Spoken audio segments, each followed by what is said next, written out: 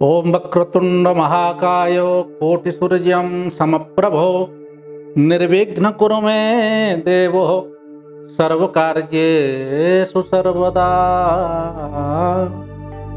ओम श्री महागणाधिपतये नमः।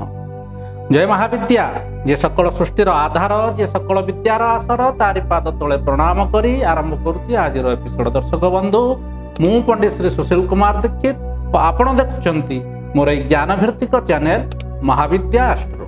दर्शक बंधु ग्रह गोचर क्रम बीतुथिबा दिन गुड़िक किपरि आपणकर कटिबो एही सेप्टेम्बर मासरे एहारी उपरे आमे राशिफलर व्यवस्था करिछे बा मु आज आपनकु कुंभ राशि विषय रे किछि कथा कहिबाकू जाउची। तेबे आसंतु जानिबा एही कुंभ राशि व्यक्ति विशेष मानक पई सेप्टेम्बर मासरे किपरि रहिछि ग्रह गोचर और ग्रह गोचर मानकर अवस्थिति देउछि केउ केउ फलमान आपनकु। सर्वोपरि किपरि रहिबो आपनकर क्यारियर बा व्यावसायिक स्थिति, किपरि रहिबो आर्थिक स्थिति, किपरि रहिबो स्वास्थ्यगत समस्या और किपरि रहिबो आपनकर पारिवारिक सुख शांति बा प्रेम प्रणयर कथा। एही सब कथा को नहीं आमे आलोचना करिबा एही एपिसोड रे 2025 मसियार सेप्टेम्बर मासटी कुंभ राशिर व्यक्ति विशेष मानक पाई किपरि अतिबाहित हेउछि। तेबे आसंतु जानिबा किपरि रहिछि ग्रह गोचर एही मासरे आपनक पाई। सर्वप्रथम रवि और बुध कर ग्रह गोचर राशिर सप्तम भाव रे आपनकु भागीदारी क्षेत्र रे बा वैवाहिक क्षेत्र रे किछि घटण अघटण देबे मासर प्रथमार्ध रे। परवर्ती समय रे रविंकर अष्टम स्थिति आपनकु किछि स्वास्थ्यगत समस्या संगकु किछि मानसिक दुश्चिंता मध्य देवार देखा जाए बा किछि घटण विघटन मध्य आपनक सह घटाई पारे। सेहिपरि मंगलंकर स्थिति कर्म भाव बा आय भाव सह जड़ित थिबारु आय रे किछि नूतनता देबे बा रोजगार रे किछि आपनकु सहायकारी मंगलंकर ग्रह गोचर एही मासरे आपनक पई होई पारे। सेहिपरि कुंभ राशि व्यक्ति विशेष मानक पई सेप्टेम्बर मासरे बृहस्पतिंकर पंचम अवस्थान आपणकर स्नेह संपर्क, सामाजिक स्थिति बा पारिवारिक स्थिति बा संतान मानक पई अनेक किछि शुभ चिंता संगकु व्यवसाय क्षेत्र रे एही बृहस्पतिंकर अवदान बा शुभ गोचर आपणक पई अत्यंत उपकारी हेबो बा सहायकारी हेबार जणा जाय। शुक्रंकर ग्रह गोचर कुंभ राशि व्यक्ति विशेष मानक पई अत्यंत शुभकारी हेबार जणा जाय।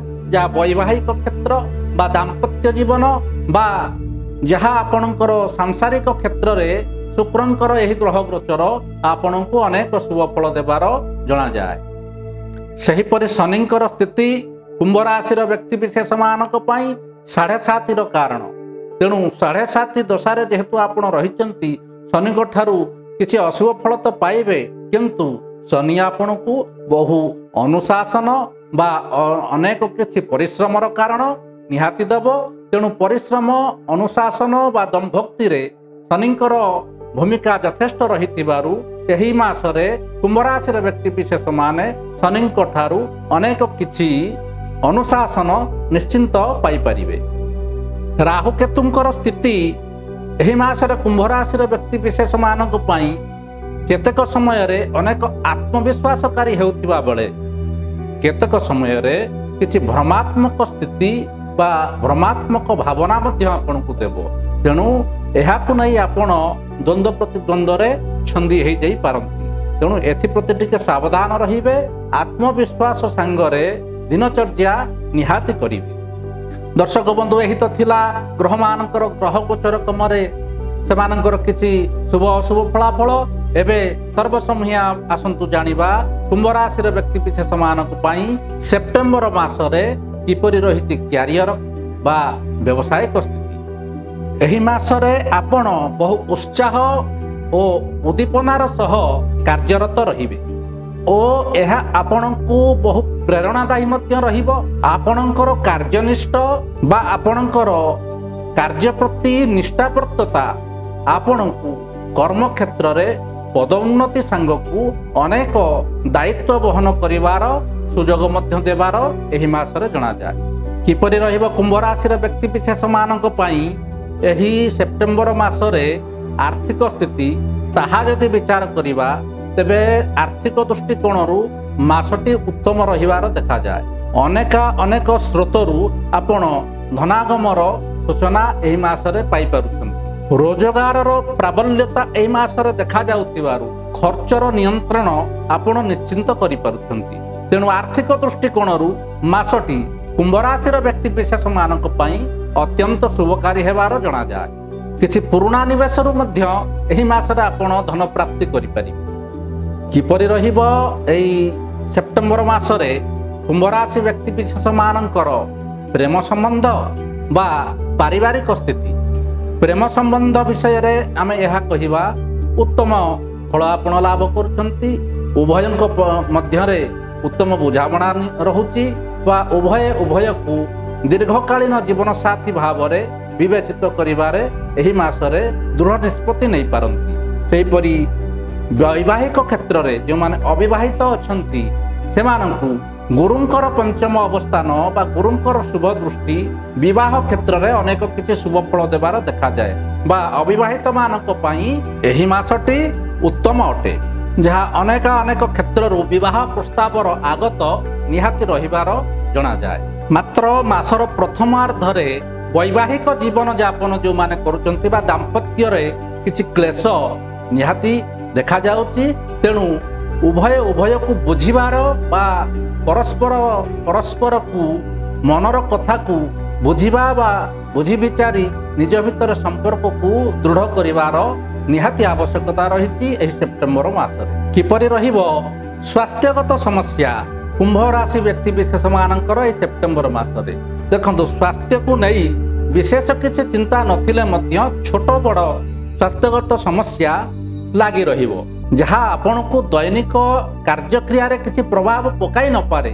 ତଥାପି ଦୈନିକ ଦିନଚର୍ଯ୍ୟାକୁ ସମ୍ଭାଳି ଶୃଙ୍ଖଳିତ ଆହାର ବିହାର ସାଙ୍ଗକୁ ନିୟମିତ ବ୍ୟାୟାମ ବା ଡକ୍ଟରୀ ମଇନା ନିହାତି କରନ୍ତୁ ବା ଦିନଚର୍ଯ୍ୟାଟିକୁ ଅତି ସୁଖଦ କରିବା ପାଇଁ ଶୃଙ୍ଖଳିତ ଦିନଚର୍ଯ୍ୟାକୁ ଆପଣାନ୍ତୁ।